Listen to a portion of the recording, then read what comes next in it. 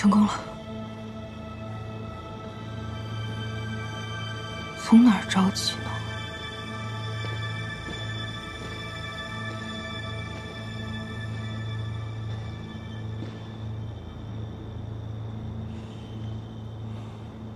其他的事情可以慢慢了解，先知晓我跟兄长的往事就好。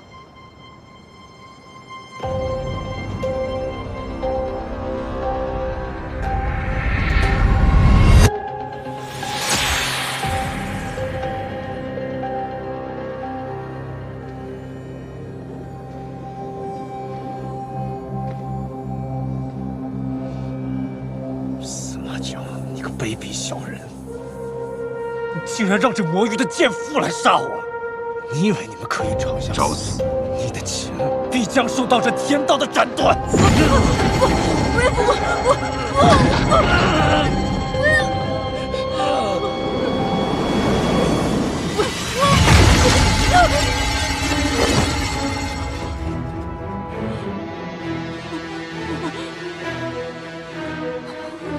我同姑姑的记忆完全不同，难道果真是我杀了兄长了？而且兄长那般辱我，似乎并非是我的家人，他才更像我的仇人。那我一直以为的真相其实是颠倒的，我并非是家人，我那个爹其实一直在联合姑姑骗我。 为的就是利用我来对付司马昭。那事前度的死，也许是世家人计划中的一环。师祖，回来了，诗仙里找到了吗？师祖恕罪，弟子没能找到他。我带人将魔域都翻遍了，可还是不见他的踪迹。不过，弟子在一处民宅内找到了诗仙侣曾经藏身的足迹，但线索也就在那儿中断了。遍寻不见。 定是有人在暗中助他藏身。可施家现在已经众叛亲离，还有谁会帮他？自然是不希望我好过之人。是谁这么有眼无珠？我们师祖现在可是明之所向。按照师祖的吩咐，我这一路上还解救安顿了不少仙府之人。我还听说了好多关于师祖统辖魔域有道的称赞。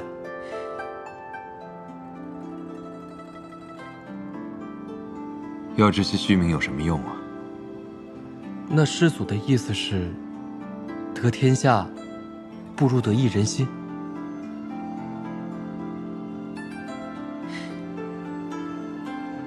红罗已经复生了，你还站在这里做什么？谢谢师祖，那弟子先行告退。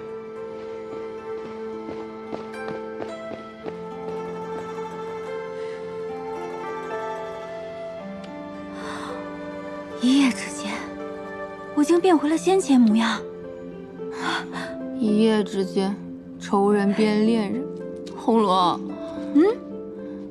你说我之后怎么面对司马昭啊？我拿他当恋人，还是道侣啊？哎呀，这也太快了吧！你不是都已经确认身份了吗？直接上呀！我又没有之前跟他在一起的记忆，怎么再续前缘啊？ 先从谈恋爱开始吗？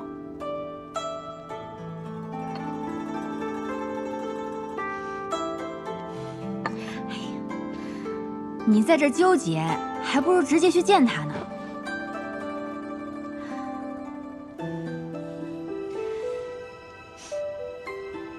不过我建议你去见他之前，先焚香沐浴一下，然后换身衣服，给自己捯饬捯饬，再去。 入灵，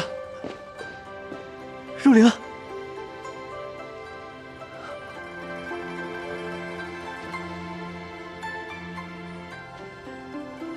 你是黑蛇城主啊？入灵，我回来了。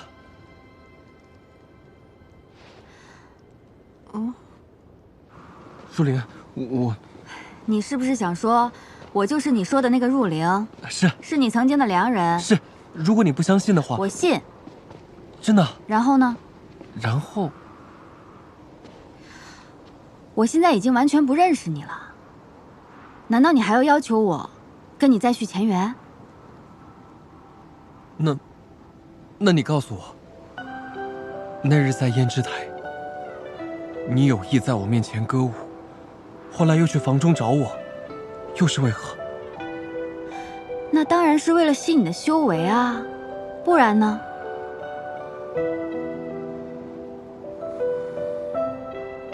算了，那天的事就别提了吧，毕竟也算是我的忌日，并不是什么美好的回忆。舒莲，对不起，是我没能好好保护你。这不怪你，毕竟咱俩也没什么关系嘛。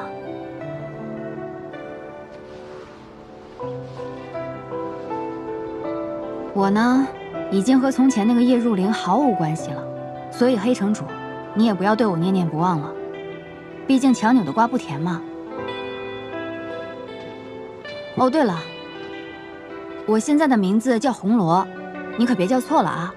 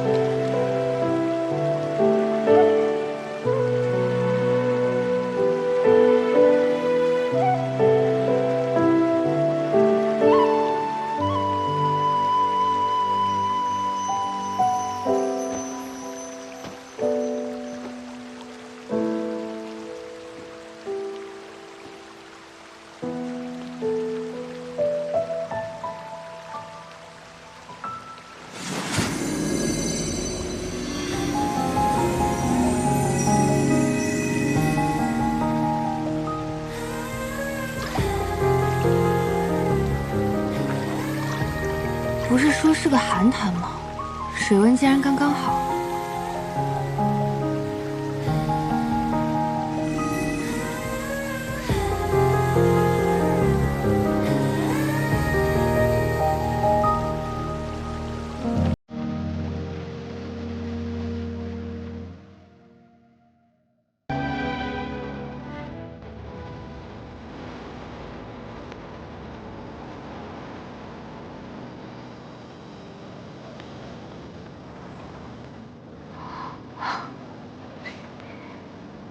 你向来喜爱精致之物，这些灯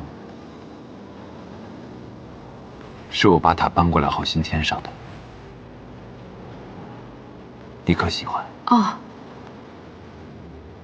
魔域的东西都讲究实用，极少见到这么美的。你若喜欢，我便每日为你点亮这些花灯。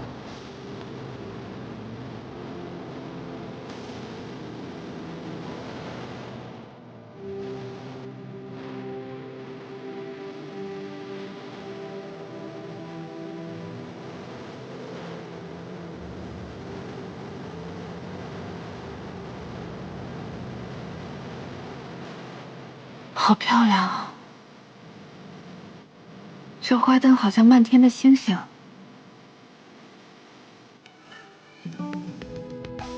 喜欢看繁星？嗯。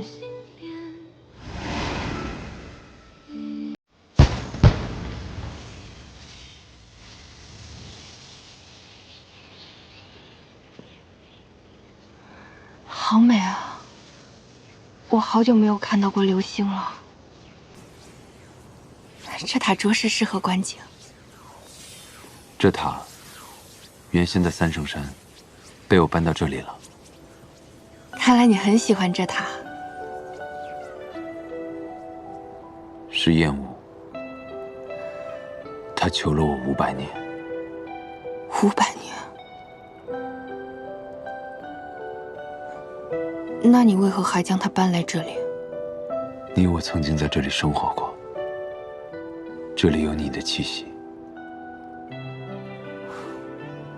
差点忘了，我自己只是个替身。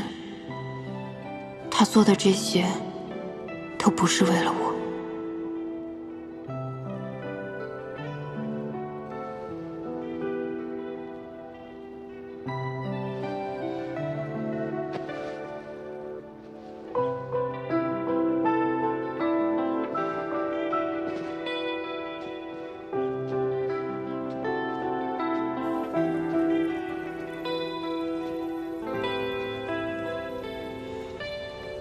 这地方是不是少了点什么？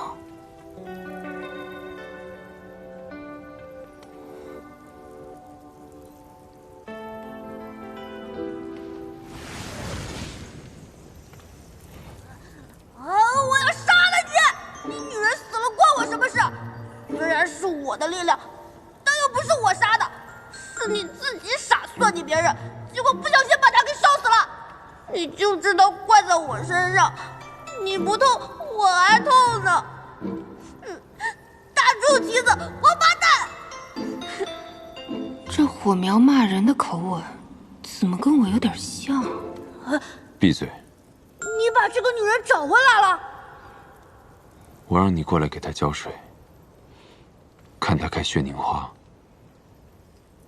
你便叫她乱说话。你这个臭女人、坏女人，怎么知道了真相还在搅？比起你这簇只会吐火星的小邪恶势力，我肯定要向更邪恶的祖宗势力低头嘛。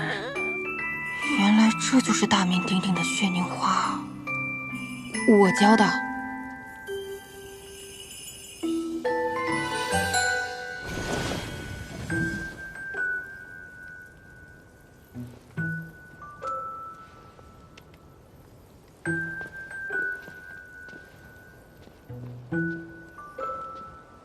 这躺椅怎么这么像我的风格？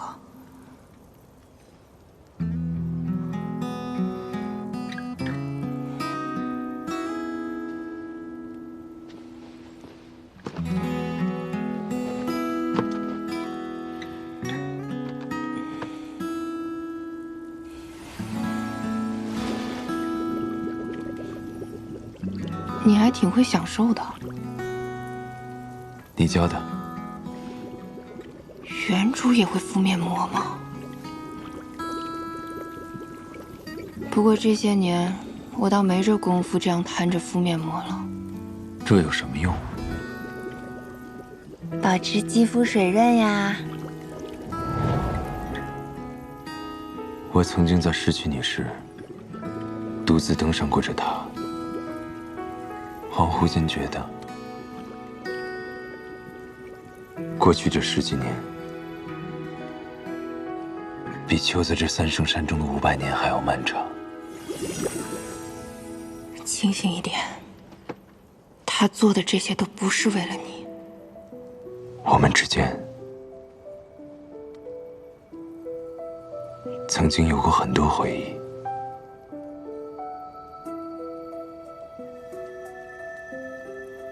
他们都真实的存在于这里。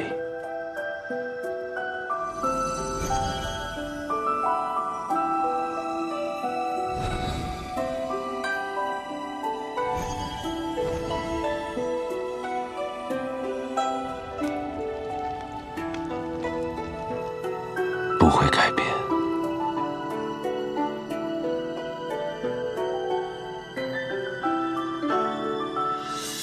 也不会消散。其实我并不是你口中的廖廷琰。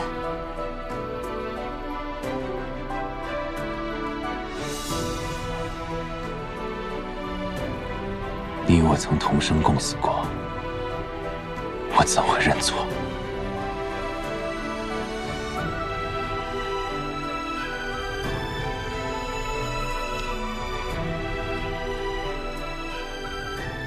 这些都不重要，你可把今日当作我们的初遇。从今往后，我会给你重新制造属于当下你我的记忆。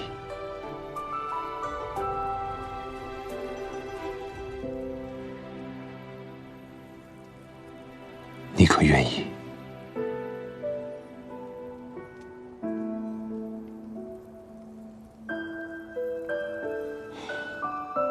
们这个充满花灯与繁星的初遇，还挺浪漫的。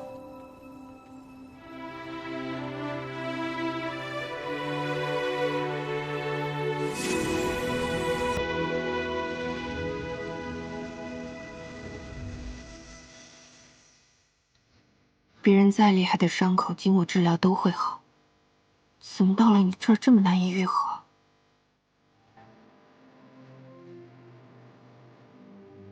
得到的越多，付出的代价便越大。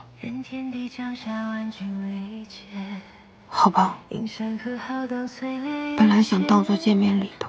几十流光生来锦绣万千，顷刻间化成爱与之间。当羡慕一念山河明辨，多少灵魂遁入一晃眼。风一脉，灵火相牵，不见天明，偏与你缠绵。追爱万丈，如大雨滂沱天地间。风月醉，师祖，我专门打的蝴蝶结，是不是很可爱？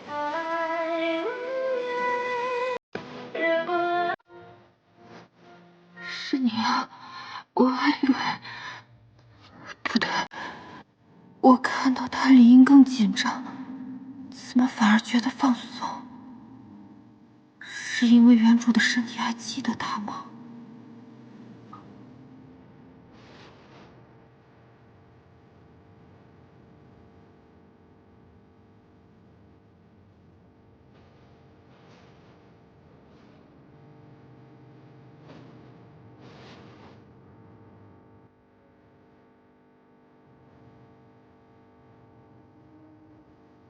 他看起来好像一只伤心又无害的猫。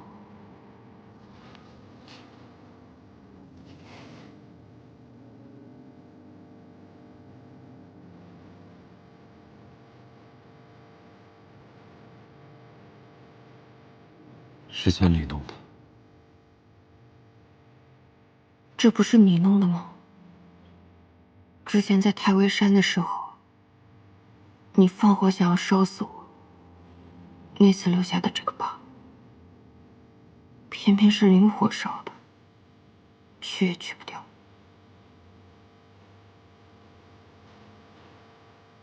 不反驳的话，看来是真的了。我从未想过伤害你，可你的确是因我而生。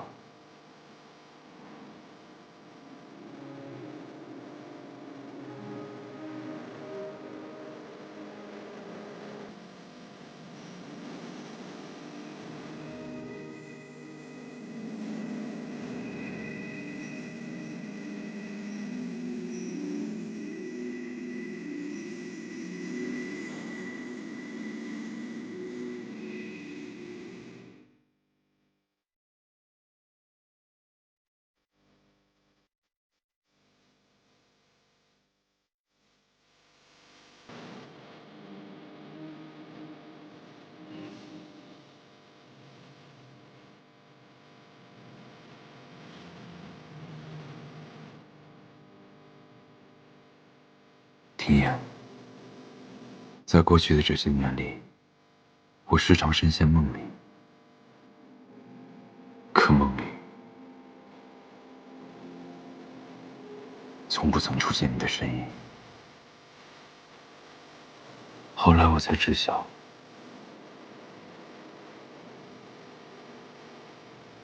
最可怕的，并不是死亡本身，而是它所带来的离别。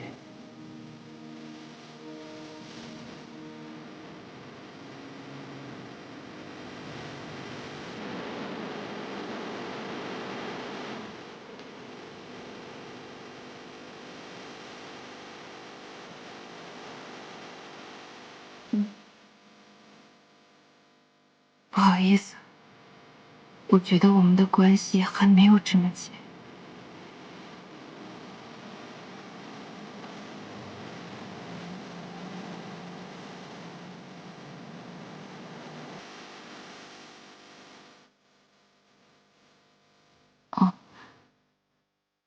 这个盒子是什么？快别致的。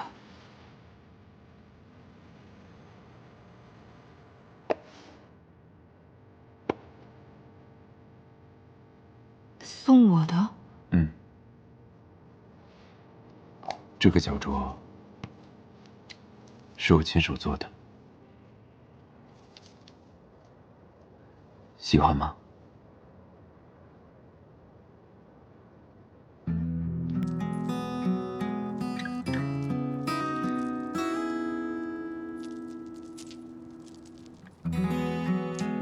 这个脚镯是用来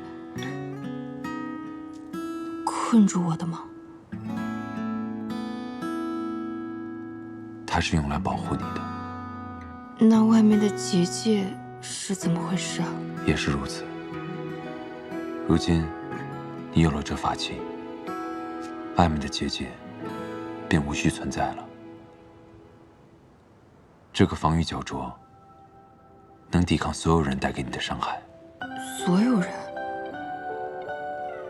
也包括你吗？可是，灵火能烧任何东西。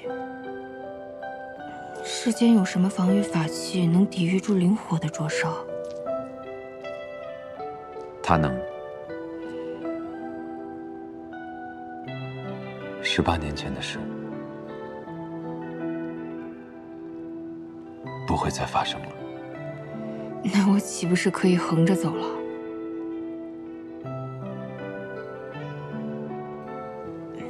那谢了。我知道你的心里还是愿意相信我的。他对我身体的原主，是不是有点太爱了？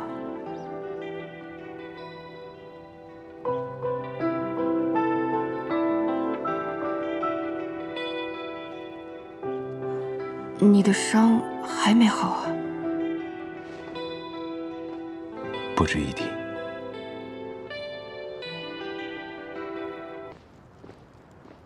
师祖，师祖您还好吗？是不是体内的灵火又有了异动？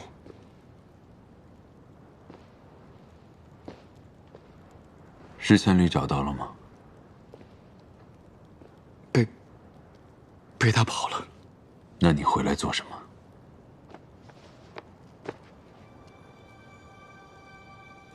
师祖，你看，叶如灵，她就是红罗，是被尸魂师那2人杀害的那位姑娘。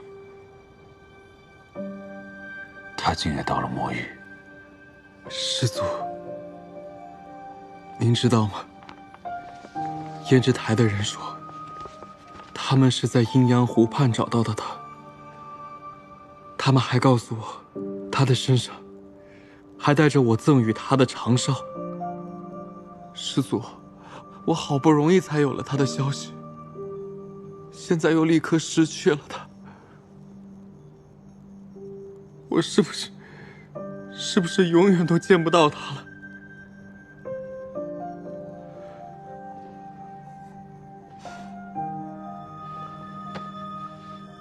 红罗已重新脱生，还是你护的法？真的吗？我为那祭魂脱生者护法的时候，只发现了一捧骨灰，却不知那竟然是他。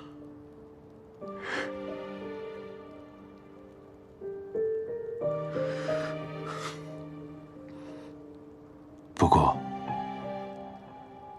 我劝你也别高兴得太早。我在为他行祭魂术时，发觉他的神魂损坏残缺，恐怕属于叶如灵的那部分记忆也难以找回了。师祖的意思是说，到时候他也不一定记得我，对吗？还会将你的心意视之如草芥。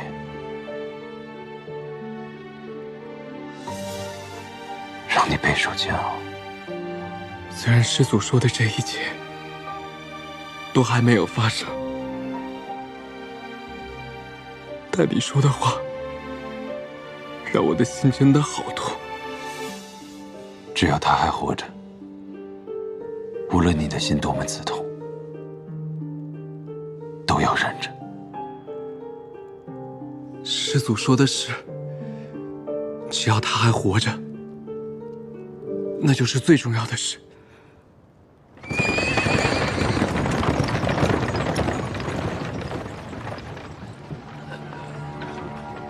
快走，跟上，快点儿，快走，快点！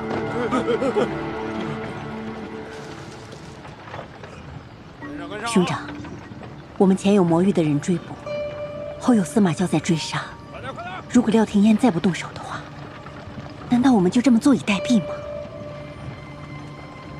避开那堆鬼石。快点！见过国师，例行检查。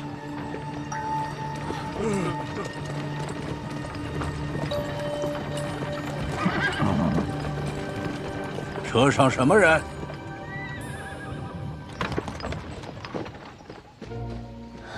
兄长，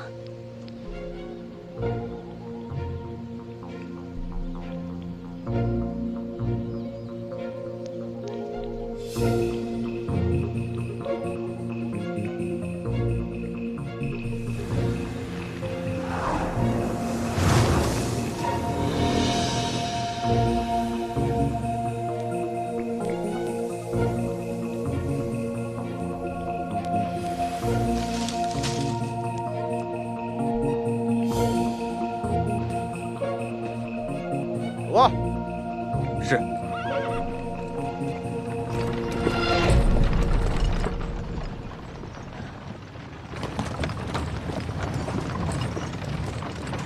此人曾是仙府的掌权人，也是有几分谋才的，如今沦落至此，甚是可笑。国师啊，你为何要放过他呢？听说廖廷燕这18年来认贼作父，一直以为施千旅是他的救命恩人。他也是最了解廖廷燕在仙府经历之人，留他一命，或许哪一天能为我所用。只是不知道他是否会领情啊？何须他领情？待他穷途末路之时，自然会放下身段。盯紧他的动向。是。幸好他们没有看出来，我们是仙府之人。他是魔域的国师，明理，他的修为不至于看不出你我的身份。那他们为什么要让我们离开呢？也许他另有所图吧。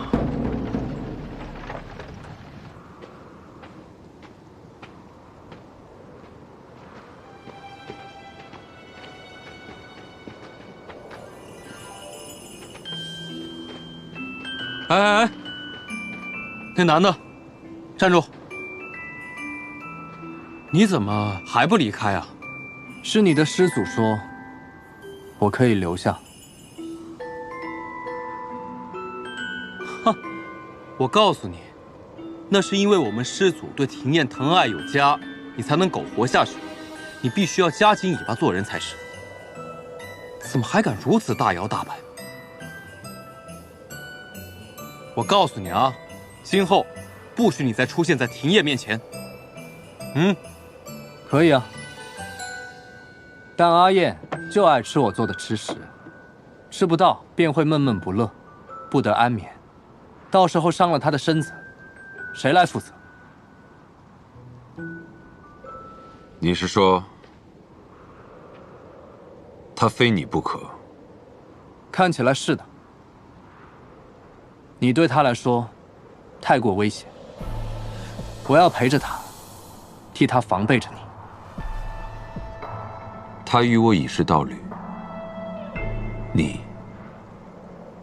不过是个跳梁小丑。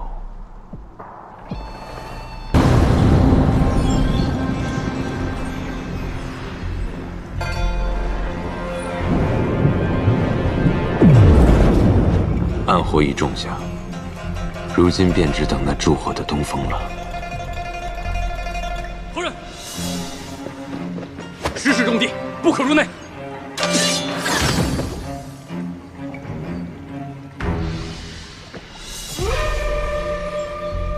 你若在此处感应到凤山灵火的下落，立即禀报于我。是。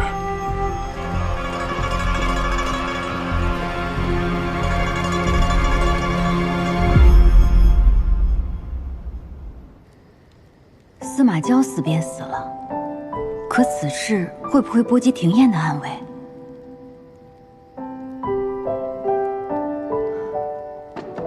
谁？出来！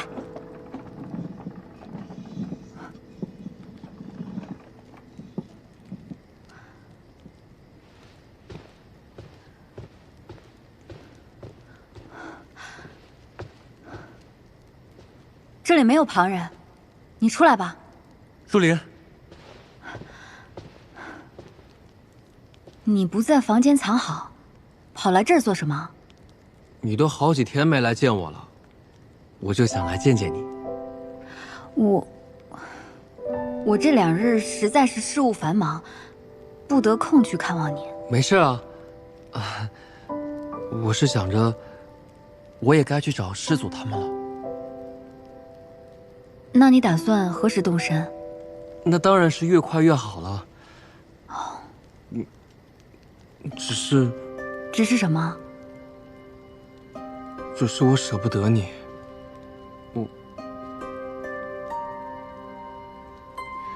可是现在，施家和8大宫的人都在到处寻找师祖，你这般堂而皇之的出现在我殿中，你不怕自投罗网？你放心，他们那帮人才找不到我呢。而且还有你在，不是吗？我不会给你添麻烦的。我真的就是想要在离开之前多看看你，多陪你说会儿话。况且我晚上睡觉都不占地方的。你看那边那个房梁，那根柱子，我睡哪儿都行，我哪儿都能睡。所以你能允许今晚我留下来陪你吗？师父。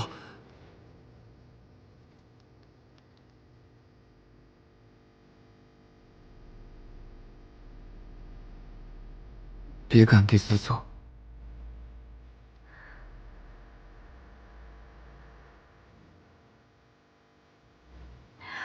你这是答应我了？啊？你答应我，那好，我今晚就睡在那儿，我发誓，绝对不会打扰到你休息，绝对。不行，今晚你给我乖乖的藏到房里休息，不许到这里来。啊？或者我去你房里睡呢？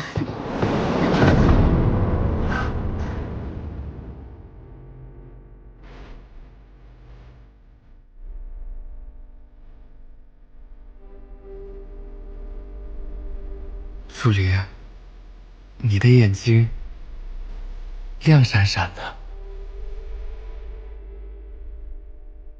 好漂亮啊！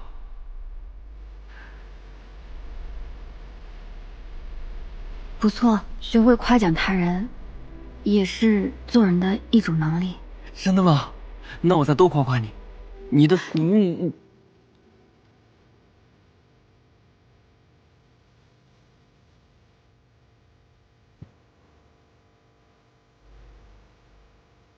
学会适可而止，也十分重要。哦。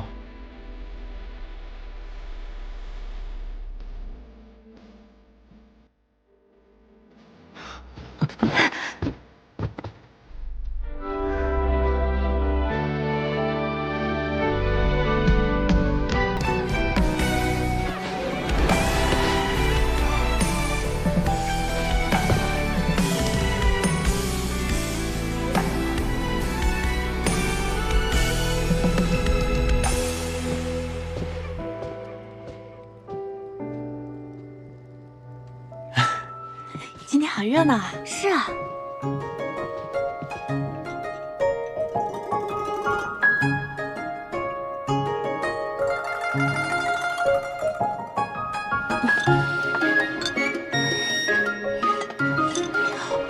令春，我听说你是同你兄长一起来的陈学府，怎么线下没见着他人啊？兄长他另有要事要做。哦。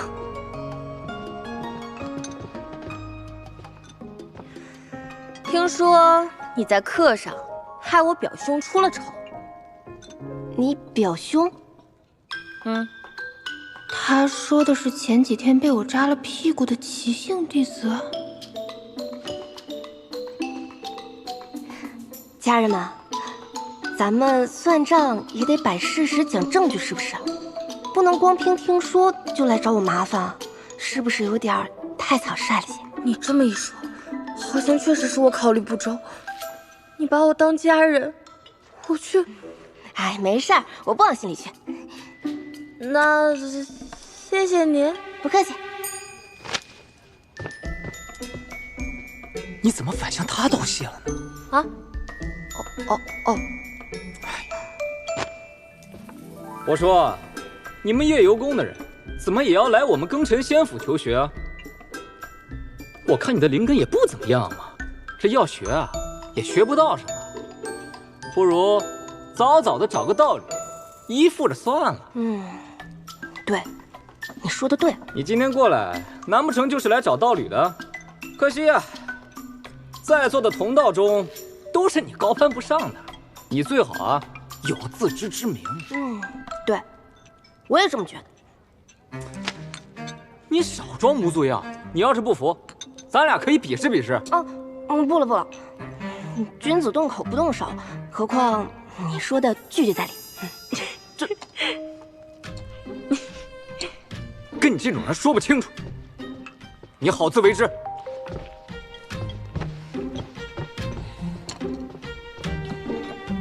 不是说永令春是个暴脾气，一点就爆吗？怎么跟个面人似的，说什么都没反应呢？就是，走。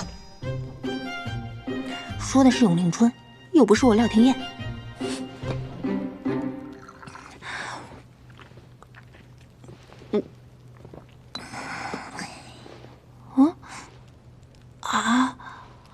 哎，你们可知今日内府发生了一件大事儿？什么事儿啊？是啊。听说师祖大发雷霆，杀了不少人，只是因为他喜欢的一个女子给他吹的枕边风，掌门还想要替他隐瞒此事呢。听说啊，师祖和掌门还因此发生了争执，如今正在白鹿崖闭关不出。上面肯定是把真实情况掩盖了。我以前还以为啊，师祖出关，我们庚辰仙府会更加强盛。哼，现在看来，有这个师祖，还真不是什么好事。嘘，师祖修为极高，而且是司马一族仅剩的血脉，随性些也很正常。诸位又不是没有读过庚辰史，师祖可是庚辰仙府的顶梁柱，是值得我们尊敬和膜拜的前辈大能。是啊，若有机会，我倒愿意为师祖效力。是的啊，若是你们知道自己和师祖同窗，每天抬头不见低头见，得是什么心情啊？虽然如今那位咱们几位加一块，可惜啊，我现在也不能随时看到司马教了。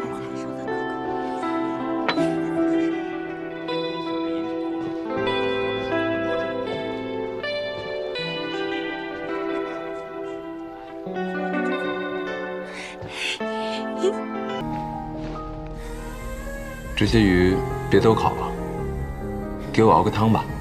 你要吃啊？我自己抓的鱼，我不能吃啊。能，是什么让不爱吃东西的祖宗开口要吃了呢？是你这能美容养颜的鱼呢，还是我这个咸鱼呢？脱嘴。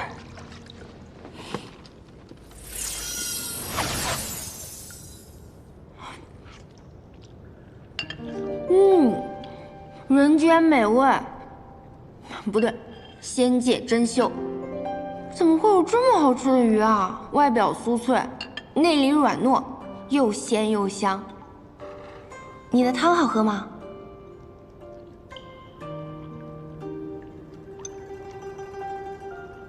你自己尝。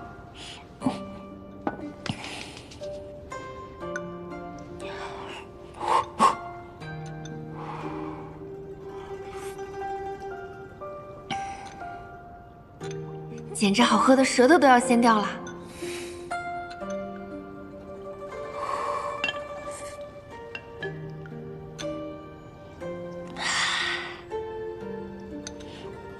好喝。它应该登上舌尖上的仙府，能让不爱吃东西的祖宗都觉得好吃。原来是因为这里的食材真的很好，我随便这么一搞都这么好吃。明日我要继续出门，用你的话说，就是搞事业。此行需费些时，你要是有任何想带的，随时跟我说。你放心吧，我还有你给我的流光镜，你安心去搞事业吧。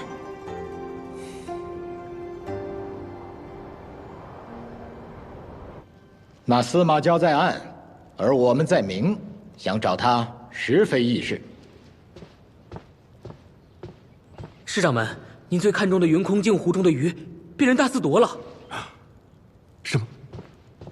是何人所为啊？这是那贼人在湖畔剩下的。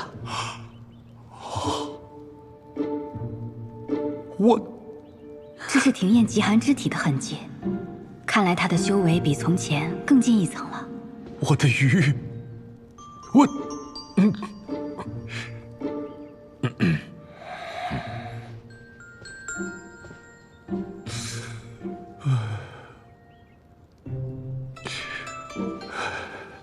哎呀，咱们这个庚辰仙府是越来越乱。师长们，你的这个运灵飞鱼自己都舍不得抓吧？鲜少见你跟我们大家分享。哎，这下可好了，哼，被一个无名的毛贼给偷了。这形势如此乖张，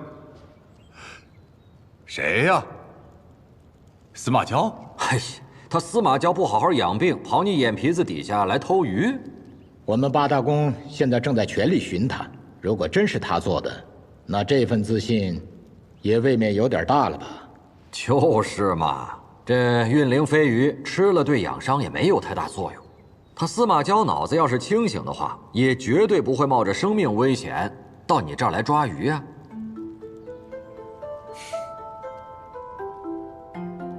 就凭他的个性，着实也难说呀。如果是司马交为了庭燕才去云空境，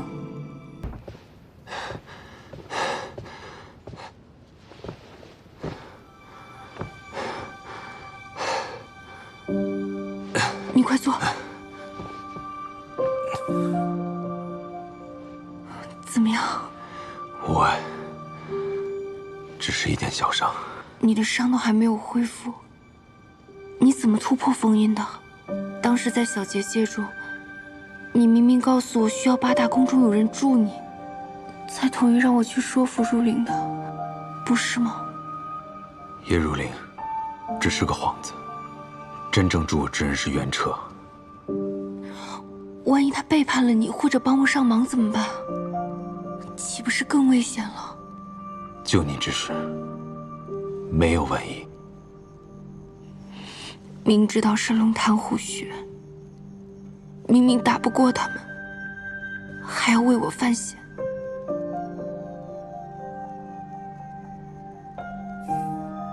谁说我打不过？打得过，打得过。没想到你已经学会跟人合作了。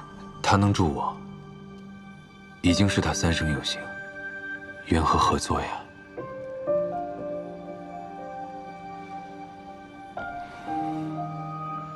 那你以后要学着多找人帮你。可是既然已经有了原车作为接应，那为什么还要让我去说服入灵，还要特地放那么明显的飞跃？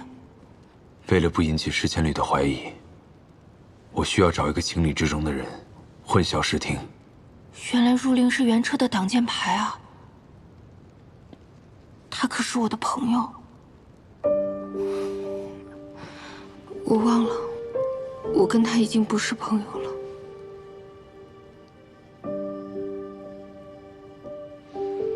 丢了个本不诚信的朋友，有何烦心？你又没交朋友，自然不会懂这种心情。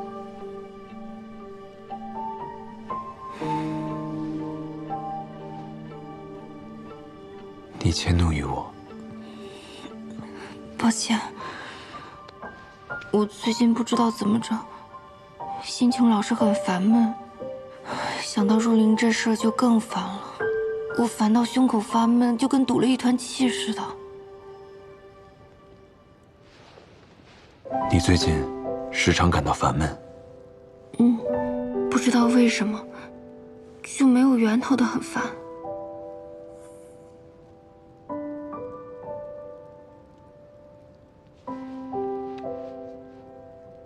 先解决你这一身伤，再解决你的烦恼吧。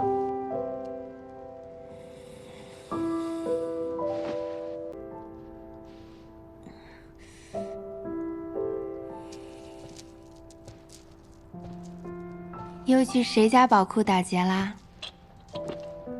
来，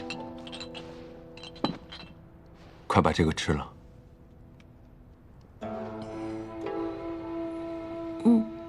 感觉身体暖洋洋的。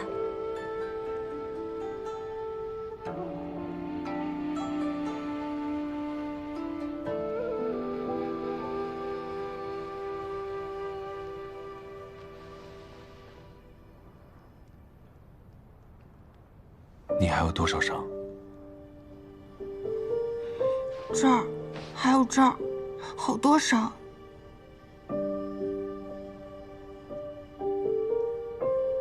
方才是我处理的太轻了。如果知道那些东西这样伤你，就应该让他们死得惨一点。好啦，别生气了。重要的是我们已经脱险了。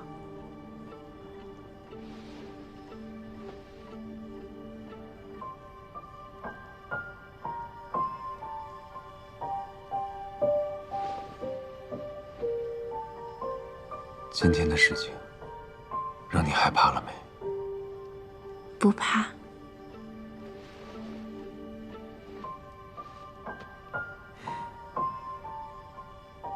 都这样了还不怕？那我应该说害怕吗？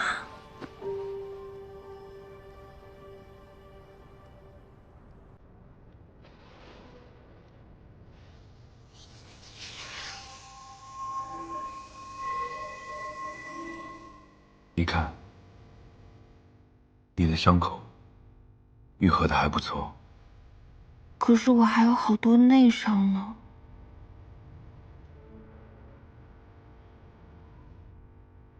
其实，还有一种方式，可以让你的伤势恢复得更快，就像当初你治好我那样。哦，你说的神交啊？不止这些。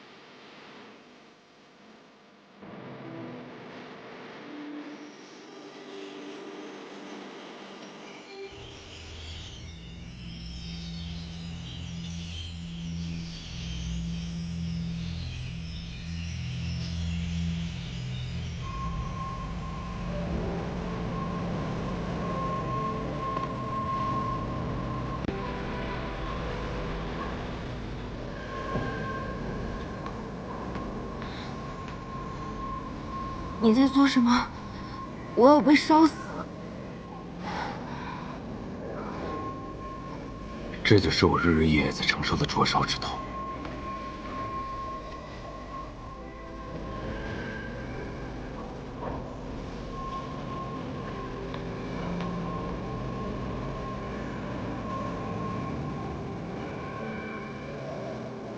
你不用怕，有我在这里，以后不会有任何人能伤你。这样的疼痛也不会再有。你若是疼痛难忍，可以向我倾诉，不需忍着。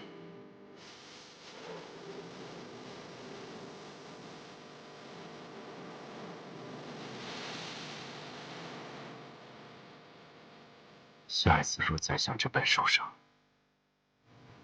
我就杀了。让你舍不得。你的真理告诉我，你心疼我。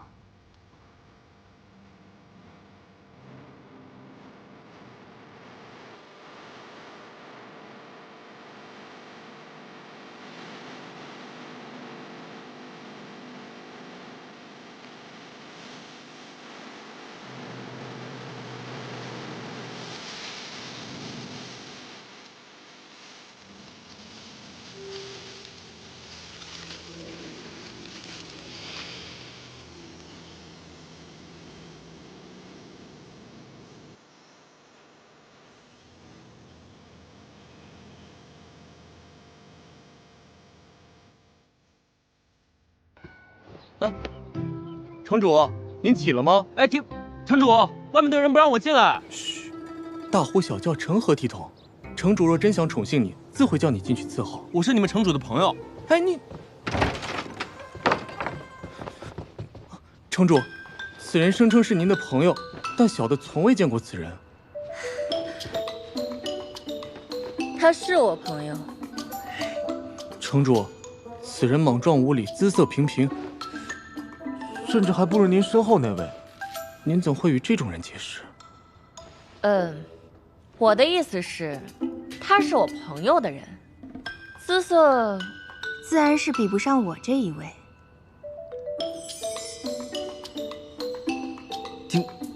城主，放肆！床上那个，城主都已经醒了，你不好生服侍，给城主打水洗漱，伺候更衣，居然还在床上躺着。明日我便把你赶回乡下。好大的胆子！我的人，还轮得到你来教训？城主恕罪。城主，需要我服侍吗？不用，你继续躺着。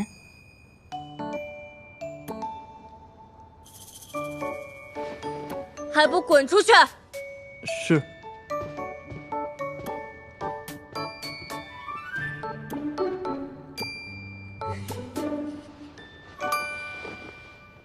刚刚庭燕的那个模样，我怎么感觉有点似曾相识啊？还不是跟师祖学的，威严示人。我何时有过这般模样？那我没习得您的神韵喽。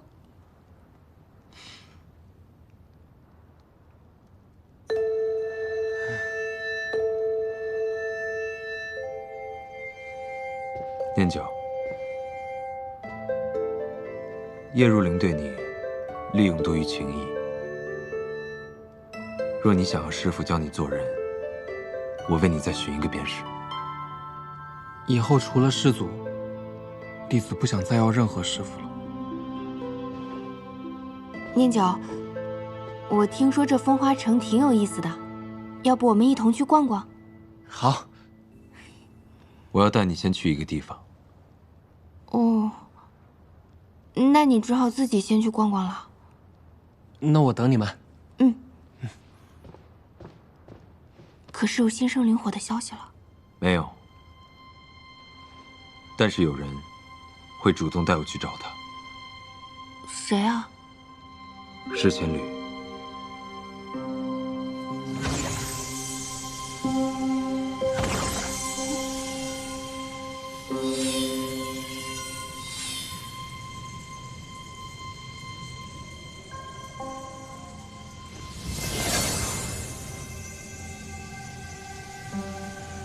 依计行事。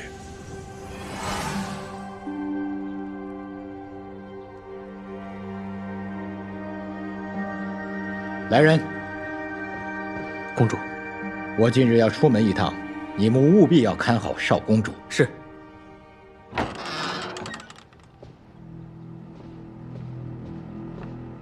少公主，少公主！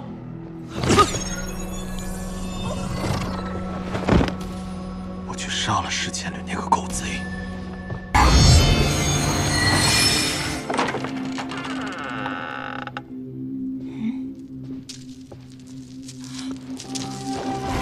司马交！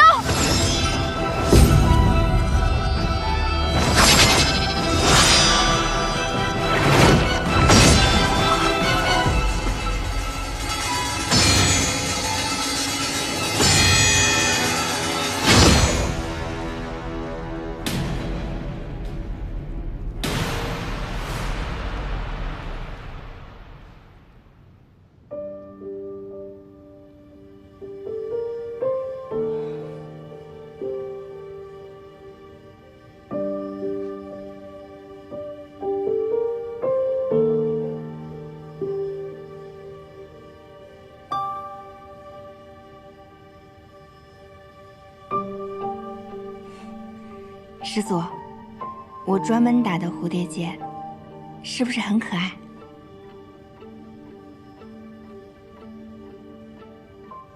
师祖，我知道你想说什么。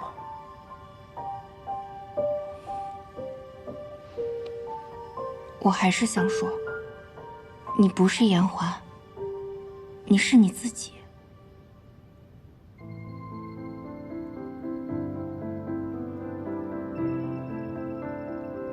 殊途同归罢了。师祖，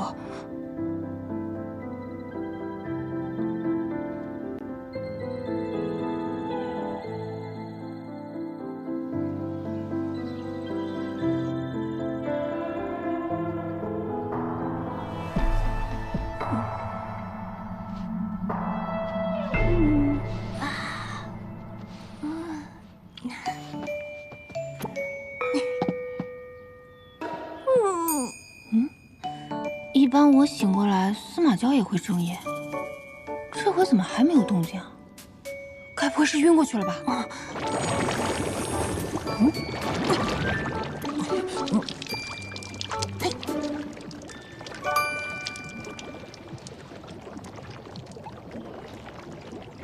太好了，你没事啊？吓死我了！啊！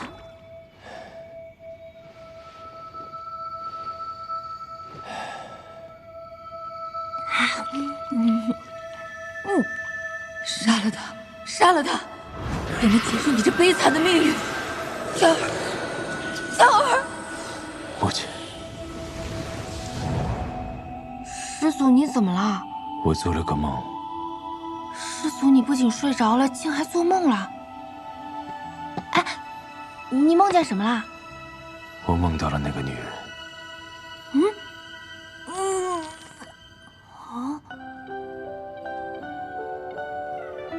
别人见了我，无非是害怕、厌恶、讨好，但她对我，却像对待路边的花草树木一样。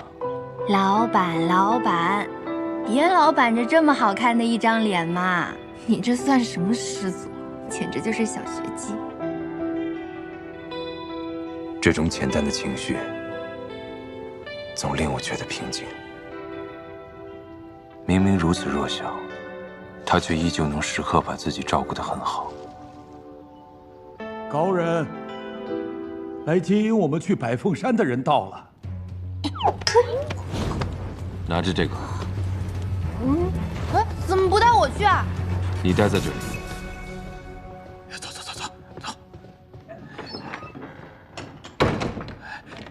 见过修士。老规矩，如果血脉之力比较纯粹，我们便给予你丰厚的赏赐；如果血脉之力不怎么样，这孩子你便带回去。是，规矩我是晓得的。儿啊，快，给孩子验下血，快！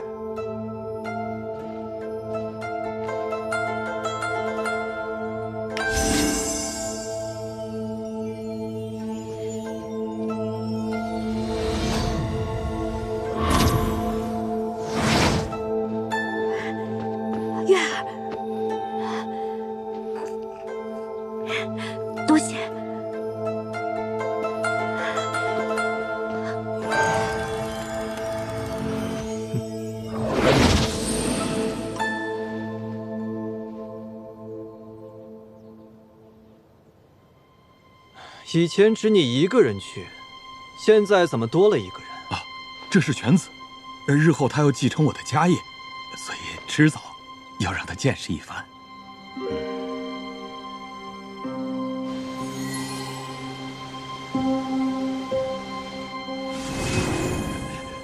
哎，高人，高人，究竟是什么人啊？我们所做的不过是为了活命而已，你可千万别把账算到我们头上啊！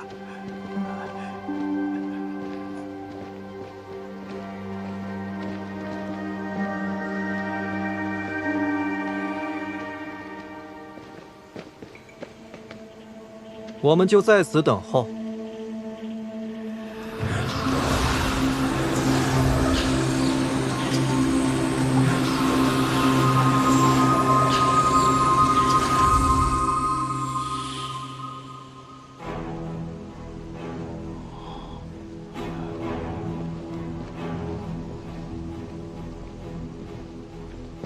规矩都懂吧？此地不可随意走动张望。就是这里了。无知小儿，竟敢冒犯灵山！灵山，这里也配叫灵山？怎么，你们严家是想反了不成？儿啊，不得无礼啊！我们老严家上上下下几百口人，容不得如此轻慢啊！罢了，别在这里浪费时间。